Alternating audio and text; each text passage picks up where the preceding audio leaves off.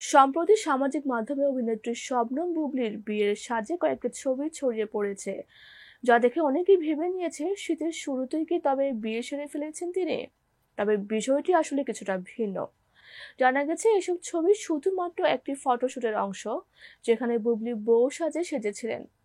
এই শুটের আয়োজক ছিলেন জনপ্রিয় কোরিওগ্রাফার গৌতম সাহা, যিনি বলেন, বুবলিকে নিয়ে আমরা 3টি শুট করেছি, ওয়েডিং, হলুদ ও মেহেদি। সে খুব আন্তরিকতার সঙ্গে কাজ করেছে এবং সময় মতো কাজে যোগ দিয়েছে। এটি বুবলির সঙ্গে গৌতম সাহার প্রথম কাজ নয়, পূর্বে একাধিকবার তাদের সহযোগিতার কথা জানিয়েছিলেন এই কোরিওগ্রাফার। তিনি বলেন, বুবলি একজন খুব ভালো মেয়ে, কাজ ছাড়া আর কিছুই চিন্তা করে না। শুটিং সেটে তাকে খুবই পরিশ্রমী মনে হয়। কাজ শেষ না হওয়া পর্যন্ত সে খাওয়া দাওয়ার কথা মনে রাখে না। সম্প্রতি আমরা একটি বিউটি পার্লারের ফটোশুটও করেছি।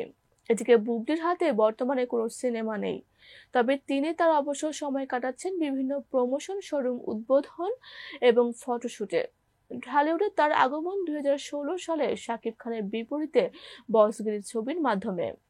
এরপর থেকে তার ক্যারিয়ার বেশ উচ্চতায় পৌঁছেছে, যদিও তার অভিনীত সাম্প্রতিক ছবিগুলোর মধ্যে কোনো ব্যবসা সফল হয়নি।